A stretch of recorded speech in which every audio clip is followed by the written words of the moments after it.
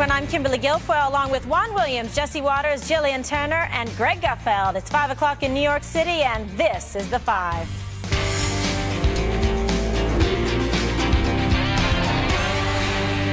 A new push on immigration. President Trump is reaching across the aisle to strike a deal with Democrats on so-called dreamers. In return, the president wants funding to pay for the border wall. Some top priorities in his 70-point plan include building the wall, hiring 10,000 additional ICE agents and 600 prosecutors, mandatory E-Verify system which confirms an immigrant's work eligibility, and a new points-based system for green cards. But don't expect a deal from the Democrats. Senate Minority Leader Chuck Schumer and House Minority Leader Nancy Pelosi already saying, no thanks. Quote, we told the president at our meeting that we were open to reasonable border security measures alongside the DREAM Act. But this list goes so far beyond what is reasonable. This proposal fails to represent any attempt at compromise. Meanwhile, the president's counselor has this message for critics on the left. They should actually be calling their friends Chuck and Nancy to say, you know, are you going to give up this deal because you don't want to, why don't you want a border wall constructed? Why don't you want more immigration judges and agents? And why isn't a reasonable policy to limit chain migration? And also to stop these visa overstays and to make sure people that are flouting the law once they're here, breaking the law once they're here, go back. Okay, so Jesse, what do you make of this plan? The Democrats obviously pushing back, but Trump, a.k.a. the wall, pushing forward. That's right. Well, Crying Chuck needs to put down the New York Times and start reading The Art of the Deal, because this is classic Trump. You start with a big ask, and then you dial it back and end up getting 75% of what you want. Right. I'm sick of hearing this is a non-starter. Can we ban that phrase? Yes. According to Democrats, anything the Republicans propose is a non-starter. The Democrats' idea of compromise is 100% of what they want. I understand why, though, because the Republicans in Congress have caved and buckled for the last 8 years. So it's two-pronged strategy here. One, you insert the wall, and at the last minute, you dial it back, and then you look like you're flexible and a big leader. Or you take the wall to the limit and make the Democrats look like rigid radicals. But here, he still has a trump card. He can extend DACA if he doesn't like the terms for an extra 6 months, so he controls the whole debate. The issue, though, is the wall isn't as popular as protecting dreamers. But I don't think Trump cares about polling, and I think his base is going to stay with him no matter what. Well, he cares about that base. Exactly. He does care about dreamers. Yes, he does care, but he also cares about the big, beautiful wall. Big and beautiful. Great. I'm a dreamer. I dream about the wall. But, you know, they're green cards. They're not gift cards. I think somewhere along the line, we lost our way. What's wrong with a little bit of processing, a little bit of rules? I don't think it's that big of a deal. But 70 points, that's a lot of points. It's a lot. Could you imagine being in that? It's not 1,000 points a lot. You know, you imagine being in that meeting, you know, point 22. Yeah. And then it's like, you just go like, geez, there's 47 more points. It's refreshing to hear you talk about rules and process in such a respectful way. This is an interesting point. No, this is an interesting point, because the argument that the Democrats have about immigration is exactly the opposite of their argument for gun control. They don't want laws. They go with immigration. They go, what? Why do we need more laws? Why do we need more laws? We need sanctuary because you know what they're going to. But that's exactly opposite the gun control law argument, which is we need more laws. We need more friction. We need to slow things down. But they can't do it with immigration. I find that very interesting. By the way, that can work both ways. You can say that somebody that argues against gun control laws, why do they want laws for immigration? I like the first way better. Thank you. So true, and you see it with Governor Jerry Brown doing that with California and essentially making it a sanctuary state. They want to put, you know, and make their own laws and play by their own rules, but yet they don't like these over here. Hello, Juan. How are you? Welcome back, Juan. Yeah, it's good to be here. How do you feel about this? Well, I mean, I see it so differently because I realized that there was a deal in place, a deal between the president and Chuck and Nancy, right? And then the president has in a group of Republican senators who say, hey, we think you are pushing us out, Mr. President. We don't like this. Why don't we look at some principles that we can employ with regard to immigration? And so then, having struck a deal with Chuck and Nancy, guess Chancey. what? Huh? Call him Chancey. Chancey, all right. Oh Having struck a deal hashtag Chancy, he then goes back to them and says, here's my principles. Well, wait a second. And nobody does business this way. Nobody does a deal where you say, it's all on my terms or no terms or the highway. And that's what he did. So then when the Democrats say, excuse us, that's not the deal we discussed, because they had agreed, by the way, Jesse, to added security on the border as part of their deal. And they had agreed that they want E-Verify. They want so many of these things. So what was but the then deal breaker? Because Trump has just gone back and undone the deal. And I agree with what Jillian said. I've read Trump saying he cares about the dreamers. He would not want to do anything to hurt the dreamers. But we don't want more dreamers, and that's the point, and that's what the wall accomplishes. Dreams have to end, according to Waters. Someone's got to wake up eventually. But Jesse, the dreamers are a circumscribed group. They are not. You can't add more. Sure you can. When you have more coming over and bringing their children, hence more dreamers. That almost got weird for a second there. So hashtag, I saw the look what does on their Greg's religious face. practices have to do with anything? Leave it out of it, okay? So hashtag Chancy, whose theme song, I guess, is going to be ABBA. Take a Chancy on me. What about Nut? I like Nut. I like that a lot. So, Jillian, I like what you're saying here. You're saying, you know what, the president isn't trying to be mean-spirited or not honor those like hardworking Americans who came here perhaps through no, fault directly, of their own. So is there a way to kind of make both sides happy a little bit, or would the Democrats just be obstructionists? Because now you see Chancy saying, no, we have no bid for this. Well, I was surprised to see what worries me in this proposal is there is an element of using the Dreamers as a negotiating chip.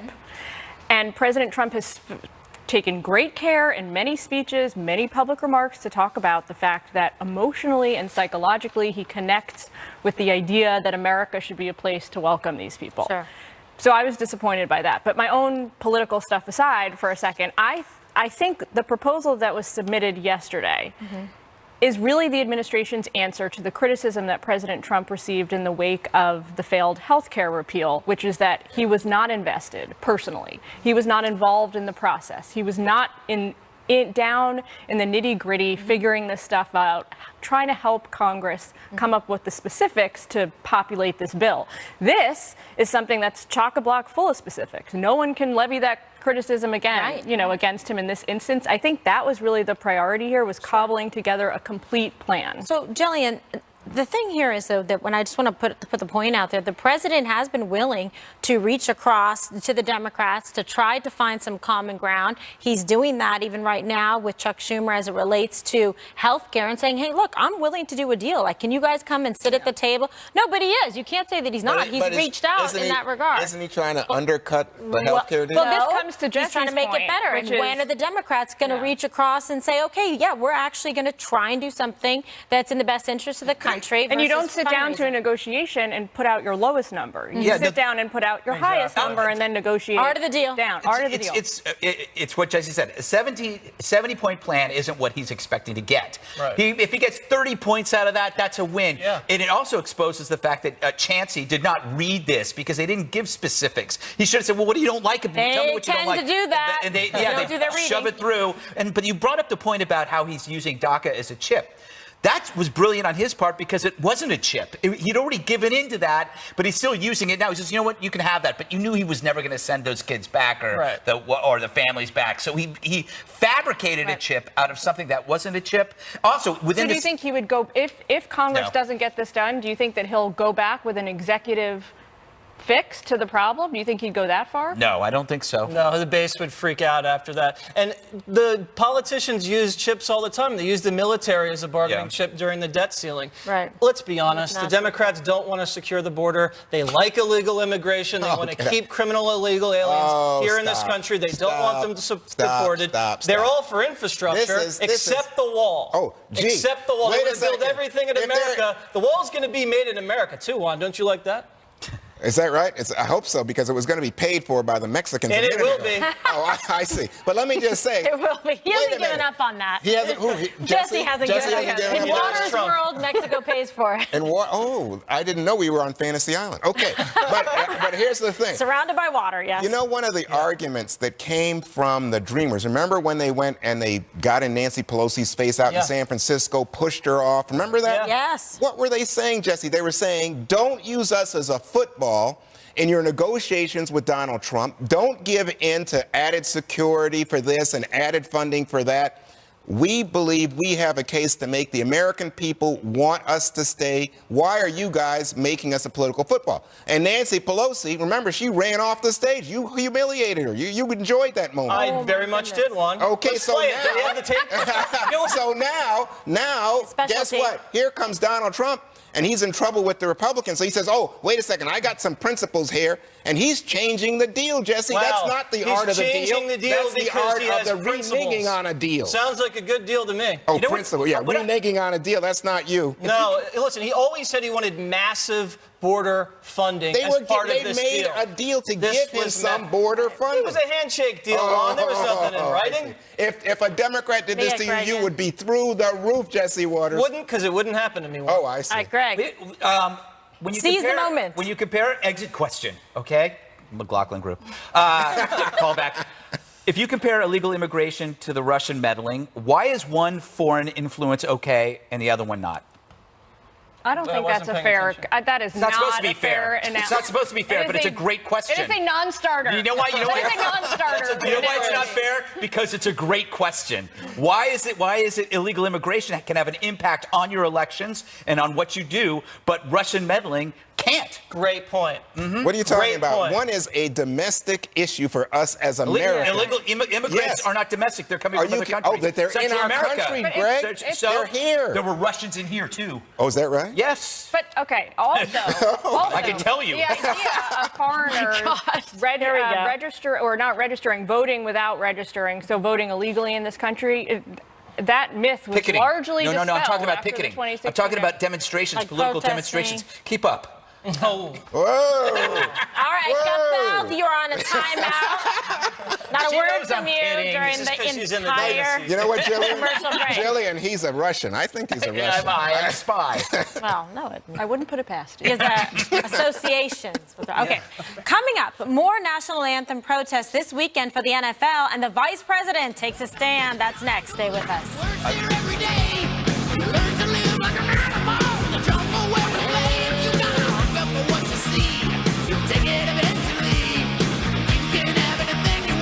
Swish, swish, bish. Another one in the basket. Just when you thought we were out, the NFL players pull us right back in. Oh, man. Vice President Mike Pence and his wife attended the Colts 49ers game Sunday, only to witness the 49er players kneeling for the national anthem once again. So the vice president left the game, tweeting, "I left today's Colts game because POTUS and I will not dignify any event that disrespects our soldiers, our flag, and our national anthem." The president jumped in, supporting the vice president. "I asked VP Pence to leave stadium if any players kneeled, disrespecting our country.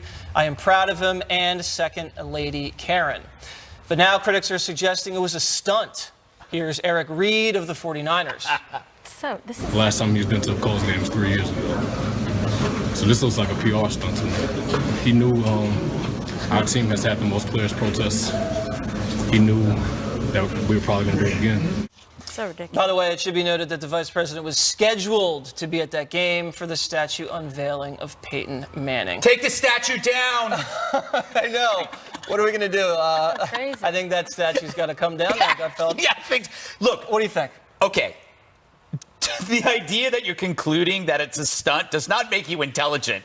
He could have been good, but he knew this was going to happen. It's a stunt. So what? The media uses every crisis as a stunt. If one side can pull stunts, if the NFL can pull publicity or political stunts, why can't the vice president do the same thing? I think that they basically just spiked the football on the NFL. And I think it's hilarious. You responded with a political stunt and a publicity stunt against one that had caused so much divisiveness. I think it's great, but just admit it. It was a stunt. And so what? I love stunts. Why are you doing this? Why are you undercutting me before I can argue with you? What is wrong?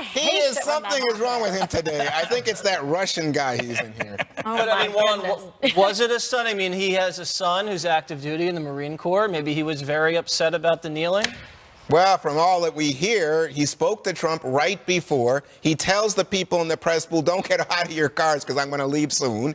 And then, I mean, it looks like every indication is it was a stunt. And it was an effective stunt because everybody's talking about it. I don't think it was a stunt. Pushing back, pushing back, pushing back. Kimberly, go ahead. Just because it was planned. He's a huge fan of the Colts. So why wouldn't he be there? You know, we're in the jersey, the whole thing. This was planned ahead of time. And by the way, he should support the president. Wait a second. You said it was planned ahead of time. Meaning the event for him to attend the game. And he was already going to be there for a discussion tax cut. So he went. And okay, so the 49ers know what's wrong with the team. But by the way, Colin, who started all this, like, hey, I'll play for any team. I'm going to stand now. It's no problem. No kneeling. That's the other latest thing from him. I think he's pushing back on that, or his girlfriend is. Yeah, that was. Let's see. Yeah, someone said that was fake news, and I'd like to hear from Colin. Can he do an interview one of these days? It would clear a lot of things up. I'd like to go sock shopping with him. Yeah, he needs to upgrade the wardrobe. Now, Jerry Jones, the owner of the Dallas Cowboys, said that all the players are going to stand. And if you don't stand, you're going to get into some trouble. What do you think about that? I think that it's fair because the NFL, as we've discussed before, has very clear guidelines that are distributed to all the players about what conduct on the field during, before, and after the game is supposed to look like. Right. That said, there's some distance between you and I on this. I think that nobody's really pulling a stunt here in the sense that everybody's is exercising grievances in a legitimate way. They're exercising their constitutional rights. The players who are kneeling, the players who are standing, the American people who are boycotting games, the vice president, everyone has legitimate grievances here. And I think that's okay, right, for all of this to be going on. The people I think that I put in the center of this, and I put a lot of the blame on, is the NFL. Because they have very clearly issued guidelines, and they're reneging on them for they've not put forward because they're scared of their players, and I know that from a very well-placed source. Scared of their players? Yes, he said that there are a lot of owners who are afraid that the players are going to do this, and they don't want to come down too hard on them. But let me ask you this. They're going to do what? They're going to kneel, and it's going to be bad for business and terrible PR. Well, guess what? Remember the baseball strike? That didn't work out so well for baseball if they're going to get too cute with that. But I think so far this has been in their financial interest. All the national and international attention on this, on the NFL. The ratings don't really prove that. Juan, let me ask you, Jamil Hill, our friend over at ESPN who got into trouble for saying that Trump was a white supremacist, weighed in again and wants to boycott Jerry Jones's advertisers from the Cowboys, was just suspended. Right. And fair, unfair? Well, I think that when she starts to do things repeatedly, and according to ESPN, they had spoken with her and not suspended her after the first comment, but made it clear that she represents the company. So, you know, by the standard I would apply to myself as an employee of Fox, I am not free to go out there and say things that would be contrary to Fox's best interest. You can ask me things, I can say things in my personal life, but guess what? I do work for Fox, and I'm a proud employee of this company. So I think she understood that she broke a rule, and I think I'm interested in knowing how other people, especially other black people at ESPN, react, because the first time when there was some question about what she had done and whether or not she should pull off the air, everybody said, no, we're not sitting in for Jamil.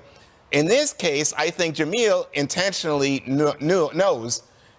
intentionally broke a rule and knows that she intentionally broke a rule. You're a 49ers fan, right? Right. And you're a 49ers fan? Yes. Do you know that they're 2-19 since this whole kneeling thing began? And it's what? This is a team. The thing that kills me, Jesse, and I know it kills Kimberly. This was an amazing team, one of the greatest teams ever in the 80s and the 90s, and it's like you can't even remember that. But drives me nuts about this whole thing is that if you endorse patriotic symbolism, the media will mock you. You're so old-fashioned and irrelevant. But if you resist patriotic symbolism, they elevate you because you're edgy and you're cool. Right. That's the bottom. I think that's the core bottom line issue here is that if you mock something that is considered traditionally American, it's great. But they're hanging you out to dry because the majority of the country disagrees with that position. And you're Yeah, but I mean, you know what? How about put a couple wins up on the board? They're like shaming the 49er dynasty that played so well for so many years back in the day. Remember, man, Ronnie Lott, number 42. Joe Montana's Hey, right. Jesse, this is your segment, but can I ask you a question? Jerry real quick? Rice. Yes. I don't understand.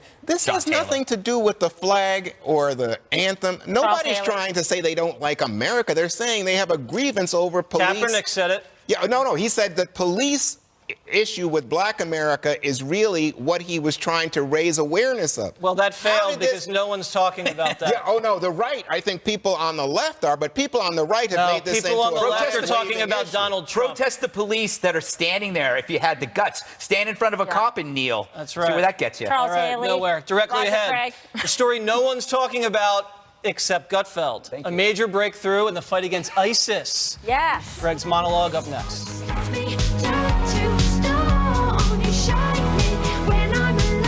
What happened to them? Well, in Sunday's New York Times, Rod Nordland writes about 1,000 ISIS dirtbags surrendering to Kurdish authorities. Yes. This is huge, Kimberly. I love it. Remember when martyrdom was their only option? Now these so-called warriors meekly give up. Why now? It's not hard to figure out. The only way to beat ISIS was to disprove the thesis that an Islamic State was inevitable. And to do that was through humiliating, crushing defeats.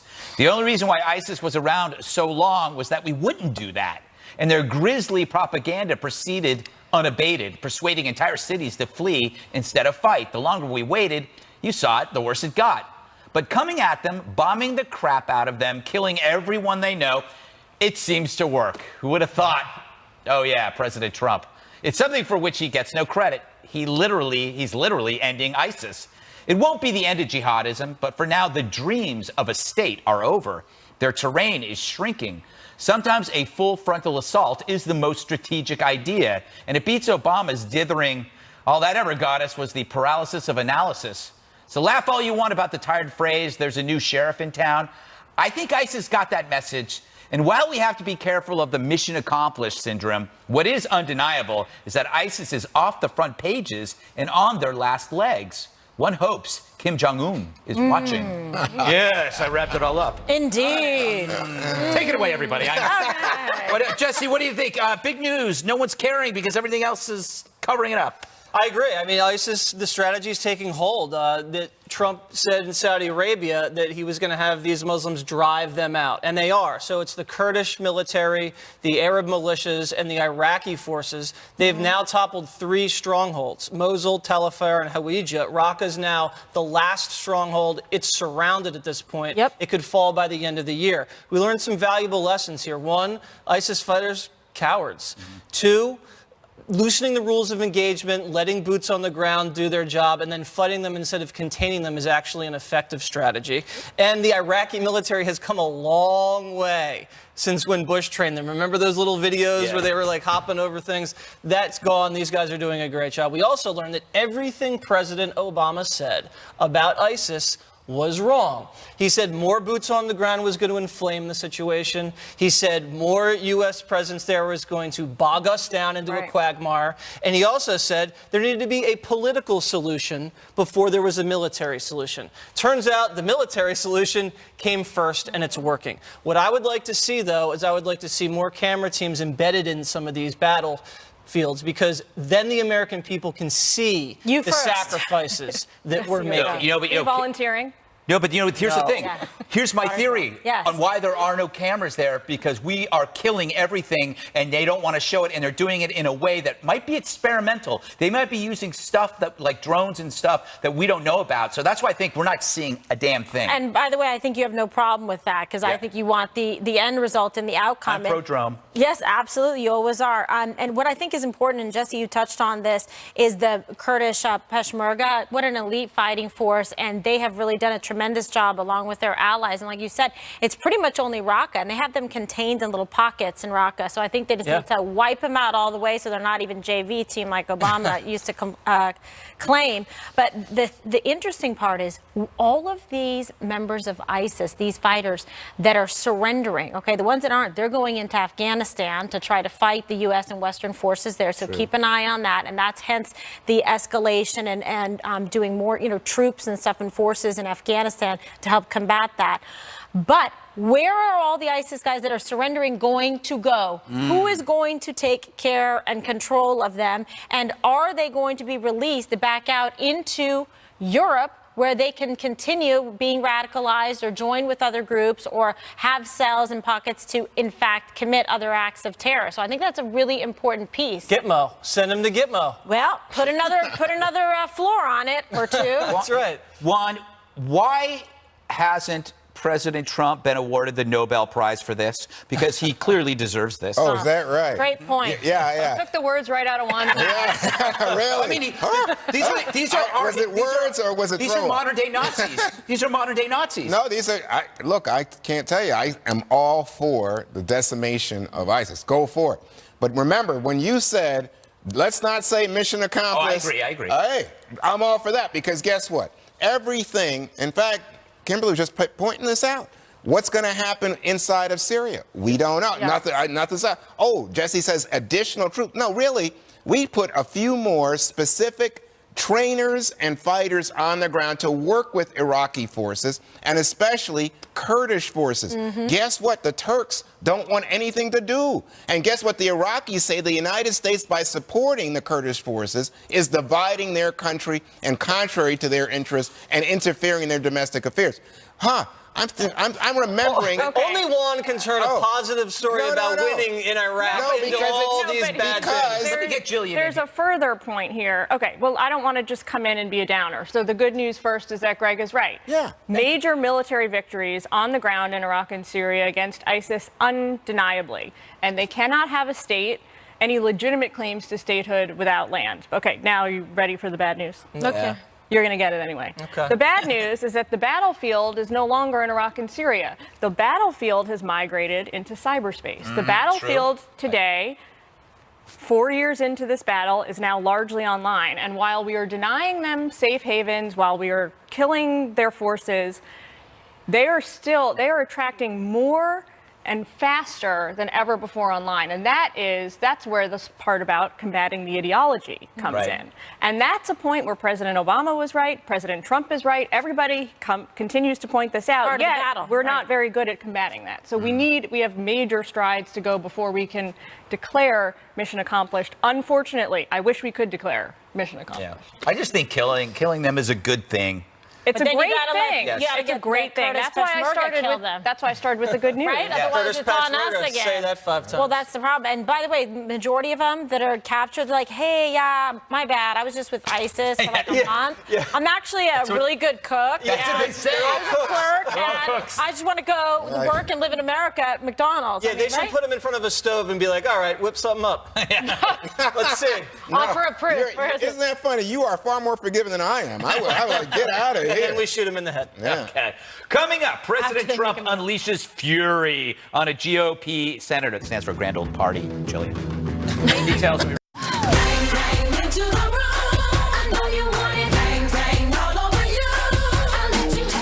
Welcome back. It's a war of words between President Trump and Republican Senator Bob Corker, and it just keeps getting worse. Over the weekend, President Trump went after Corker for not being a strong senator, he said, and dropping out, he's not seeking re-election, because the president wouldn't endorse him. Trump tweeted this, among other things, quote, I would fully expect Corker to be a negative voice and stand in the way of our great agenda. Didn't have the guts to run. Senator Corker, well, he fired back, tweeting, quote, it's a shame the White House has become an adult daycare center. Someone obviously missed their shift this morning, end quote. Oof. Jillian, what do you make of this?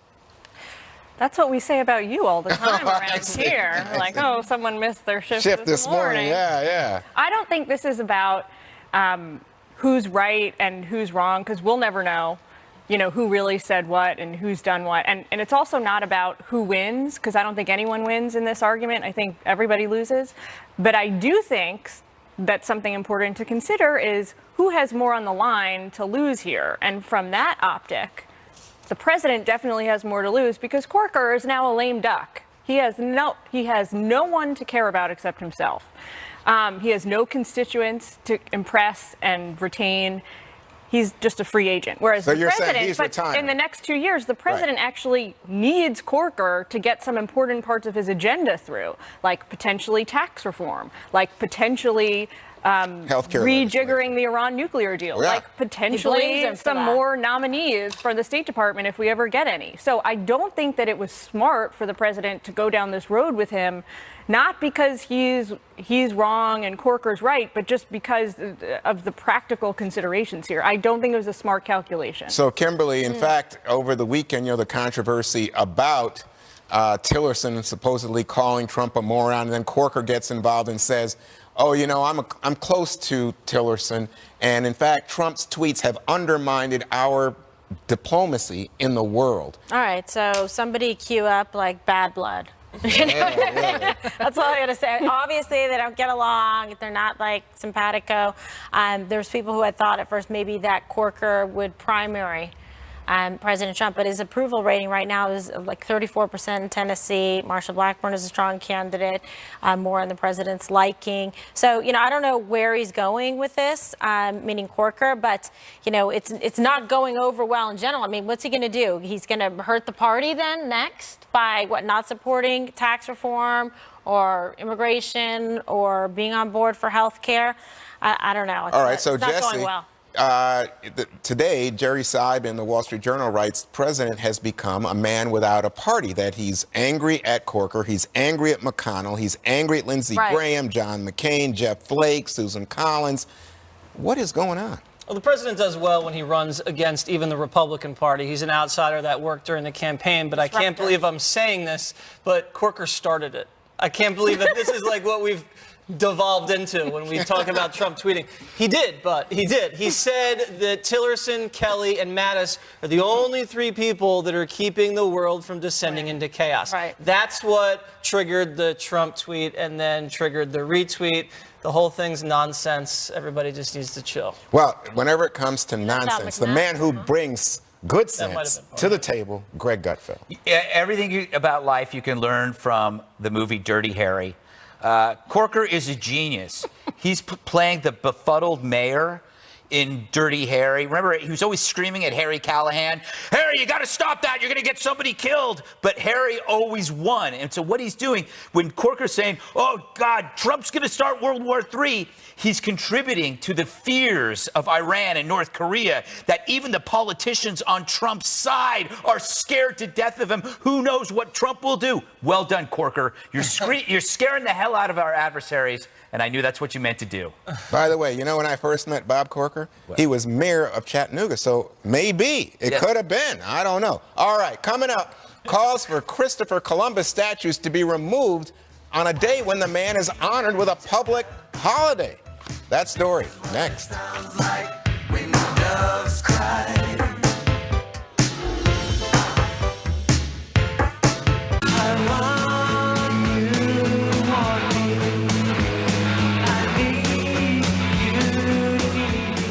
Columbus Day, that's today, and the Italian explorer who is honored today is under attack now. For months, Christopher Columbus statues have been vandalized across the country, and protests are now a common theme. The truth needs to come out. By his own admission, Columbus had committed many atrocities and was really the author of the transatlantic slave trade. He led and participated in the annihilation of over 3 million indigenous people.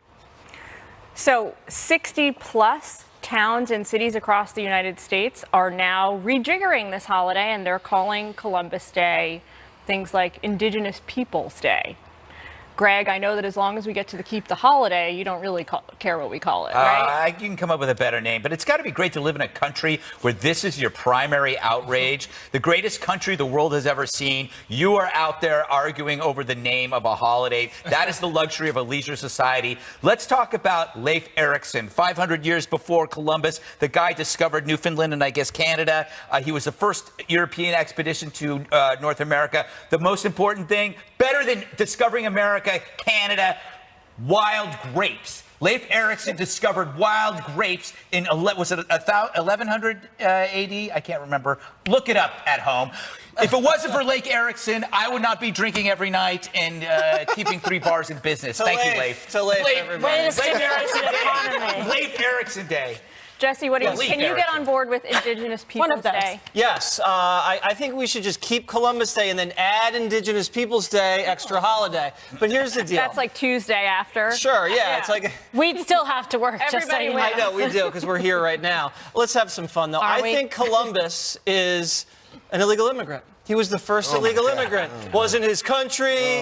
He landed there. He wanted to stay. What's wrong? You guys love when that happens, Juan. Wait, Is that right? Yeah, you should love Columbus. So America was the first sanctuary city. That's right. He committed crimes. They didn't deport him. Come on. So he was a dreamer put here by Spain and the kind of by no fault to his own. In all seriousness, no, it's a very important holiday, especially for Italian Americans. They celebrate his heritage on this day. And he was Italian. He sailed for the Spanish crown, but I think everybody needs to acknowledge that day is very important and it needs to be remembered and respected. I was just waiting for you to tell me why it was important. For Italian Americans in this country, Then why don't we have Columbus an Italian is a hero. American Day, a Heritage Day? Well, that's kind of and then what you don't Columbus have to Day is. then you don't have to offend the people. Well, that was a who are solution, offended by- Jesse. You came up with a solution. I did. Wow, that's a first. I know. You want Way to to show express us your outrage. range, Jesse. Exactly. Really Go, dug Jesse. deep. Mark Go. this tape down. He's like, here's an idea. Kimberly, what do you think about this? Look, I think you can't blame Christopher Columbus for atrocities that then happened later on. What was he supposed to do? Go back to Spain and be like, yeah, actually didn't discover a new continent. Delete. Right? So reported, did the job he was going to do, and then sure, I have no problem. You want to do Indigenous Peoples Day? I don't know. Pick some slot that's available on. Day after the Super So Bowl. just keep the holiday, add another. That's the one. We want like that. that one. Extend that I one. must Juan, say, you get the last word. But Do I you was think just we should thinking, add one? Indigenous Peoples Day, it invites mockery.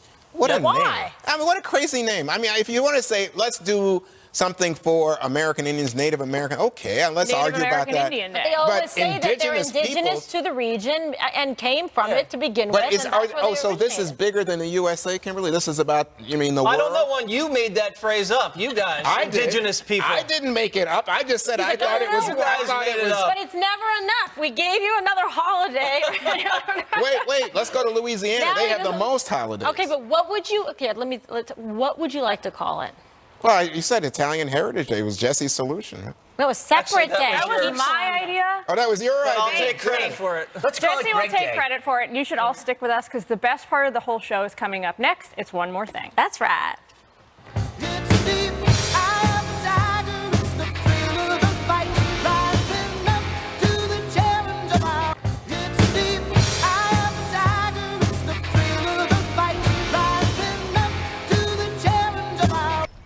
When our country used to flex its muscle with battleships like the USS Iowa, the world would listen.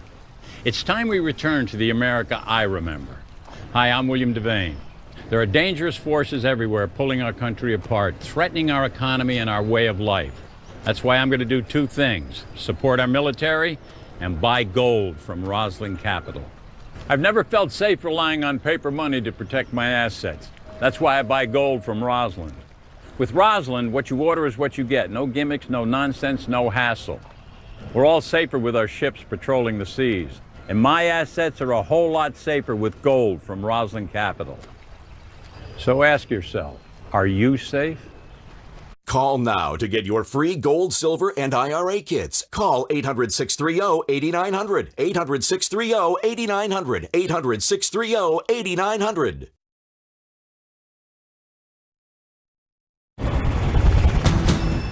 Captain Leland Gallo and Warrant Officer Nora Madani.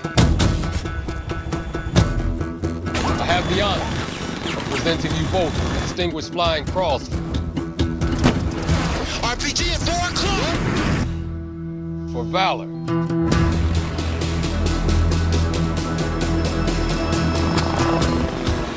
Valor. Series premiere coming soon to the CW. What makes this simple salad the best simple salad ever?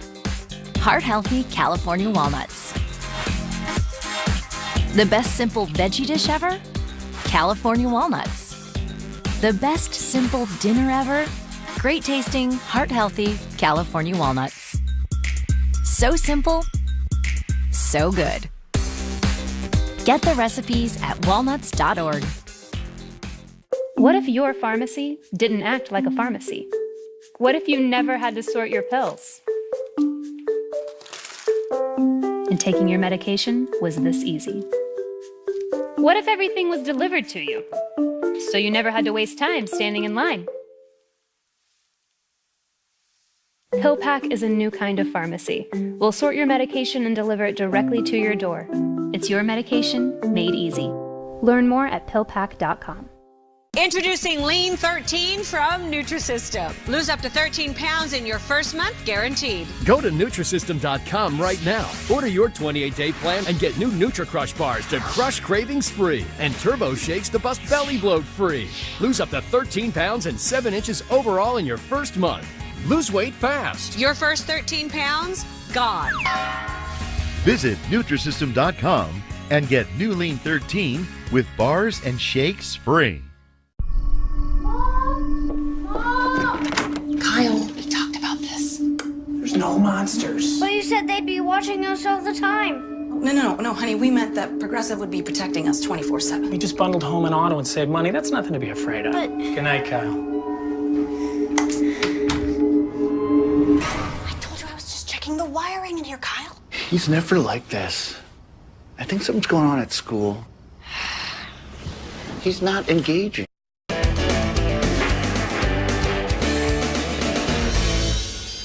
One More Thing is now with me. Okay, country music star, well, I'm first. Jason Aldean returned to Vegas yesterday to visit with the victims of the Las Vegas shooting at the University Medical Center of the Southern Nevada Trauma Center. And you can imagine it was incredibly uplifting. There he is with his wife, Brittany, and the University Medical Center posted an image to their Facebook page thanking Aldean for his visit and wrote, "His visit helped heal hearts and cheer those who were wounded in this tragedy." So I think that was really wonderful for him to go and give the time and see them and make, a positive impact in that way. Juan. Well, big weekend for baseball in my family. Washington Nationals are in the playoffs against the Chicago Cubs. And Steve Scalise, the congressman who was shot practicing for the congressional baseball game, he threw out the first pitch Friday night. Here I am with my red hair on for the Nationals during the Saturday game. And here I am with the president's lawyer, President Trump's lawyer, Ty Cobb. He came over to say hi, says he loves the Five. And what a weekend it was for baseball across America. One Houston Astro player hit 3 home runs in one game. And last night, the Yankees kept me up with a nail-biting 1-0 victory. And a big game tonight, too. Yeah. All right, Jesse. All right, I was working out with a buddy of mine this morning. Pictures? Dustin Grasso. Can you tell? Anyway, he has a 2-year-old son and is diagnosed with type 1 diabetes. Aww. And there is this Saturday a walk, the JDRF1 walk out in Long Island. And one of the teams to support Dominic is Dominic's Dominators. So go to my website and on Facebook and check out how to support that and how to contribute. And great little kid. And hopefully everyone's out there walking on Saturday for Dominic. All right. God bless Dominic and his family. Very sweet. Okay, Greg? Time for this. Greg's plugs. See how it's pointing at my hair? Oh, my God. Isn't that funny? Stupid. That's supposed to be a secret. Look, somebody sent this to me, a guy named Kevin Lee Smith. It says it's What Happened. It's like her book. It's Hillary Rodham Clinton. Kind of clever. But if you open up every page on it, it just has a picture of her face on every single page. This is what he did. And I thought it was kind of cute because I could put notes in here. And he said that I inspired him to do this. So that means if you sell any books I get half, or I'm going to come and sue you. I don't care if you're in England. I'll fly there. I'll get you. I'll take your money. I'll evict you from your house. I'll take your dog, your cat, all your chipped china. I'll take everything. Chipped. And this book was perfect for him because it doesn't have any words. Yes. I didn't even know that Just when they the mailed picture. it. I think she just got you back, Exactly. buddy. Took her an hour.